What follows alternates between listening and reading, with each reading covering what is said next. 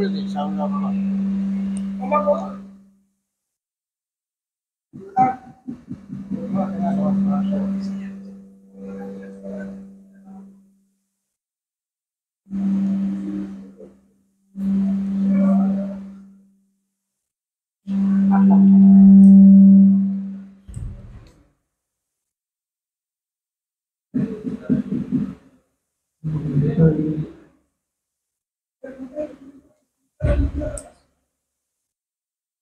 এটা ওর ব্যক্তিগত ব্যাপার।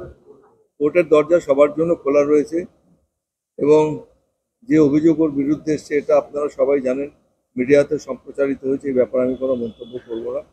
মুখ্যমন্ত্রী বলেছেন, রাজ্যপাল যদি মনে করেন যে এটা সত্যতা কোনো নেই, তাকে তো বলতে হবে যে যে প্রেক্ষাপটে মাননীয় মুখ্যমন্ত্রী বলেছেন সেটার কোনো সারবার্তা ছিল না বা সেটার মধ্যে কোনো সত্যতা ছিল না, তবেই মানহানির প্রশ্ন আসে, তাছাড়া আসে না।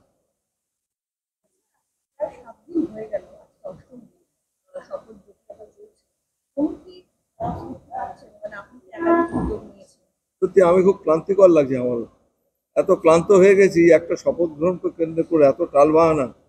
রাজ্যপালকে তো আমি আপনাদের মাধ্যমে আবার আমি অনুরোধ করবো, আপনি বিধানসভাতে আসুন। বিধানসভা হলো একমাত্র জায়গা যেখানে শপথ গ্রহণ করানো যেতে পারে, কেন আমাদের অনেক কাজ রয়েছে সচিবালয়ে। যিনি শপথ গ্রহণ করবেন আপনারাও দেখবেন, লোকসভাতে প্রধানমন্ত্রী শপথ গ্রহণ করার পথে পরে উনি সচিবালয়ের টেবিলের সামনে গেলেন, গিয়ে তিনি সই করলেন, তার সার্টিফিকেট জমা দিলেন। এইসব প্রক্রিয়াগুলো বিধানসভাতেই সম্ভব। এবং এইটা উনি কেন বুঝতে চাইছেন আমি ঠিক জানি না। তবে আমি এখনো বলবো যে আপনাদের মাধ্যমে আমি ওনাকে অনুরোধ করবো, এটা একটা শেষ হওয়া দরকার আছে। Let there be an end to this.